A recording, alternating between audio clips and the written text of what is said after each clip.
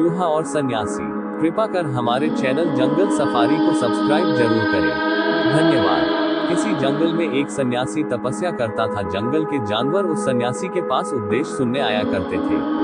वह सब आकर सन्यासी को चारों ओर से घेर लेते और वह जानवरों को अच्छा जीवन बिताने का उपदेश देता।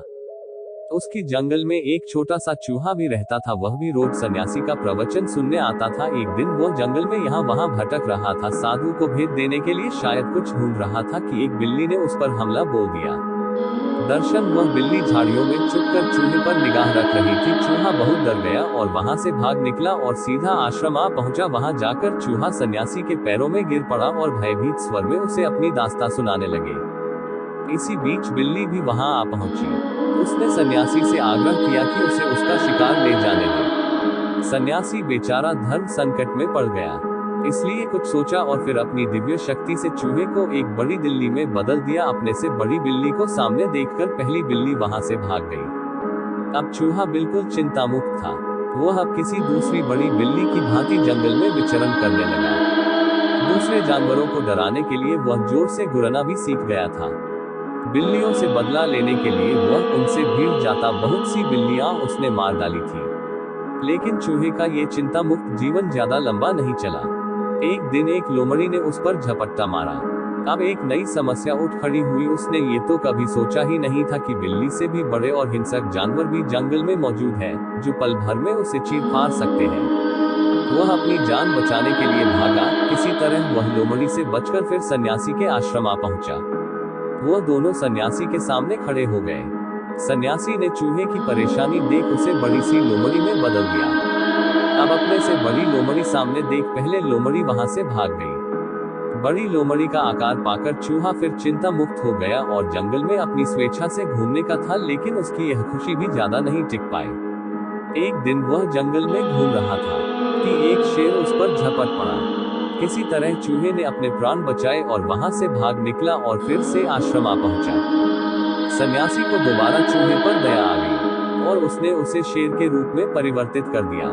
सन्यासी का ये सब करते समय ये सोचता था कि चूहा उनका पुराना शिष्य है, छोटा और कमजोर प्राणी है। हिंसक जानवरों से उनकी रक्षा करना उनका कर्तव्य है। शेर का रूप लेकर चूहा जंगल में निडर घूमने लगा। बिना कारण ही उसने जंगल के बहुत से प्राणियों का हत्या कर दिया। वह जंगल में राजा की तरह बर्ताव करता और बाकी जानवरों को वैसा ही आदेश देता था जैसे कोई राजा देता है। अब उसे दिन रात बस एक ही चिंता थी। वह चिंता थी सन्यासी की दिव्य शक्तियों को लेकर। वह सोचने लगा था कि क्या होगा जब सन्यासी किसी कारणवश उसे फिर से चूहा बना देगा। ये चिंता दिन प्रतिदिन बढ़ती ही जा रही थी।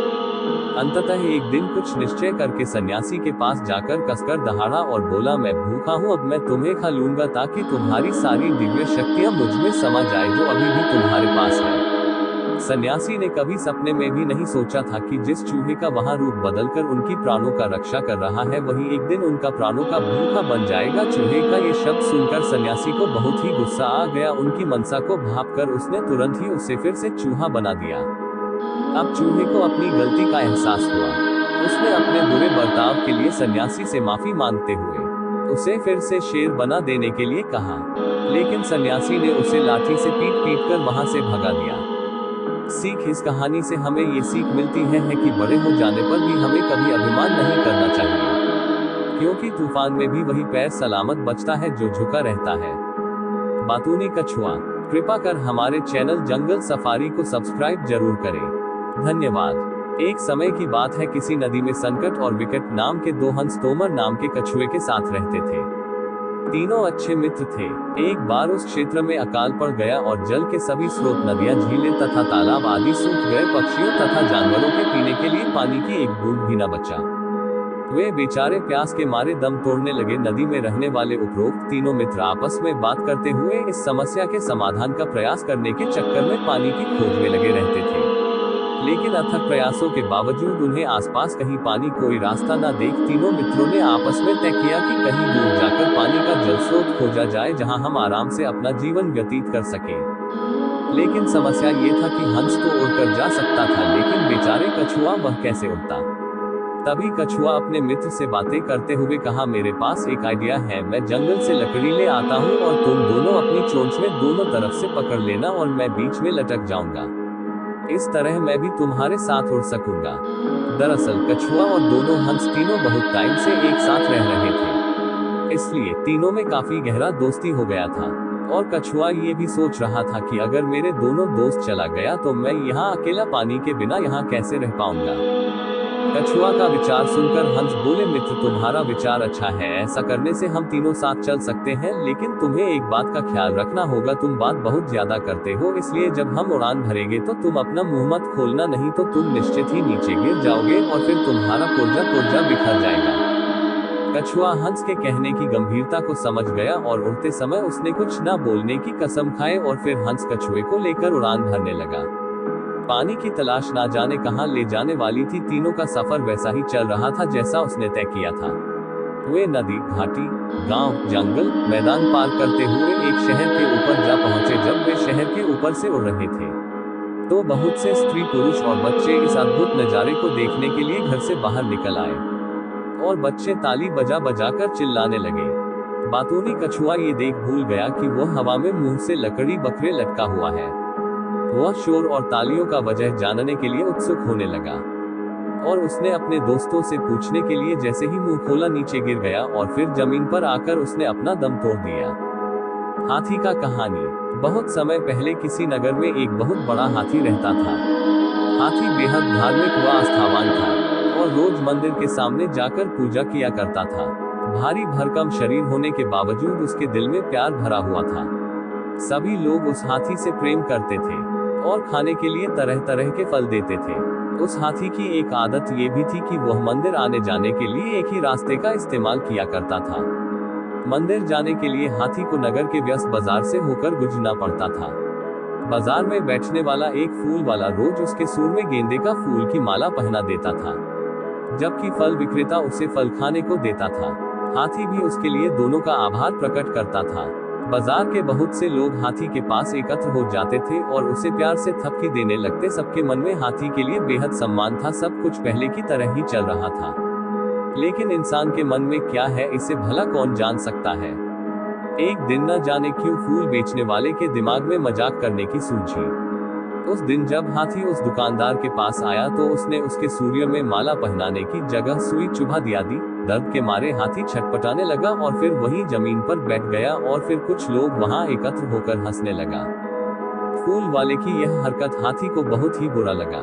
उस दिन वह हाथी मंदिर पूजा करने के लिए भी नहीं गया और कुछ देर बाद कीचड़ से भरे तालाब के पास जा पहुंच और ढेर सारा कीचड़ वाला गंदा पानी अपनी सुर में भर लिया और सीधा फूल वाले की दुकान पर जा पहुंचा। वहां पर उसने अपनी सुर में भरा हुआ सारा कीचड़ वाला पानी फूल वाले के ऊपर और उसके दुकान पर फेंक दिया, जिससे फूल वाले का सारा सामान बर्बाद हो गया। कुछ भी बिकने के लायक न बचा। फूल वालों को अपना गलती का एहसास हो गया। सीख जैसे आदमी करता है वैसे आदमी को भरना पड़ता है। लड़का जो भेड़िया सा रोया। एक बार एक लड़का था जो पहाड़ी पर चल रही गांव की भेड़ों को देखकर उड़ गया था। अपना मनोरंजन करने के लिए उसने गाया, भेड़िया भेड़िया भेड़िया भेड़ों का पीछा कर रहा है। जब ग्रामीणों ने चीख सुनी तो वे भेड़िए को भगाने के लिए पहाड़ी पर दौड़े चले आए, लेकिन जब वे पहुंचे तो उन्हें कोई भेड़िया नहीं दिखा। उनके गुस्सैल चेहरों को देखकर लड़का खुश हो गया। भेड़िया चिल्लाओ मत, लड़के ग्रामीणों को चेतावनी दी जब कोई भेड़िया नहीं है। वे गुस्से में वापस पहाड़ी से नीचे चले गए। बाद में चरवाहा लड़का एक बार फिर चिल्लाया, भेड़िया भेड़िया भेड़िया भेड़ों का पीछा कर रहा है। अपने मनोरंजन के लिए उसने देखा कि भेड़िए को डराने के लिए ग्रामीण पहाड़ी पर दौड़ रहे हैं। जैसा कि उन्होंने देखा कि कोई भेड़िया नहीं था, उन्होंने सख्ती से कहा, अपनी भयभीत चीख को छोड़ दे, जब वास्तव में भेड़िया है। जब कोई भेड़िया न हो तो भेड़िया मत रो। लेकिन जब वे एक बार फिर पहाड़ी से नीचे उतर रहे थे तो लड़का उनकी बातों पर मुस्कुराया। बाद में लड़के ने एक असली भेड़िए को अपने झुंड के चारों ओर चुपके से देखा। घबराकर वह अपने पैरों पर कूद गया और जितनी जोर से चिल्ला सकता था चिल्लाया, भेड़िया भेड़िया। लेकिन गांव वालों को लगा कि वह उन्हें फिर से बेवकूफ बना रहा है और इसलिए वे मदद के लिए नहीं आए। सूर्यास्त के समय ग्रामीण उस लड़के की तलाश में निकले जो अपनी भेड़ों के साथ नहीं लौटा था। जब वे पहाड़ी पर चढ़े तो उन्होंने उसे रोते हुए पाया। यहाँ वास्तव में एक भेड़िया था। झुंड चला गया है, मैं चिल्लाया, भेड़िया, लेकिन तुम नहीं आए। वह रोया। एक बूढ़ा आदमी लड़के को दिलासा देने गया। जैसे ही उसने अपना हाथ उसके चारों ओर रखा, उसने कहा, कोई भी झूठ पर विश्वास नहीं करता, भले ही वह सच कह रहा हो। लोमड़ी और अंगूर। एक दिन एक लोमड़ी बहुत भूखी हो गई जब वह कुछ खाने की तलाश में गई। उसने इधर उधर खोजा, लेकिन कुछ ऐसा नहीं मिला जिसे वह खा सके। अंत में जैसे ही उसका पेट गड़गड़ाया, वह एक किसान की दीवार से जा टकराया। दीवार के शीर्ष पर उसने अब तक के सबसे बड़े रसीले अंगूर देखे। उनके पास एक अमीर बैंगनी रंग था, जो लोमड़ी को बता रहा था कि वे खाने के लिए तैयार है। अंगूरों तक पहुंचने के लिए लोमड़ी को हवा में ऊंची छलांग लगानी पड़ी। जैसे ही उसने छलांग लगाई, उसने अंगूरों को पकड़ने के लिए अपना मुंह खोला, लेकिन वह चूक गया। लोमड़ी ने फिर कोशिश की, लेकिन फिर चूक गई। उसने कुछ और बार कोशिश की, लेकिन असफल रहा। अंत में लोमड़ी ने फैसला किया कि यह हार मानने और घर जाने का समय है। जब वह चला गया तो वह बुदबुदाया, मुझे यकीन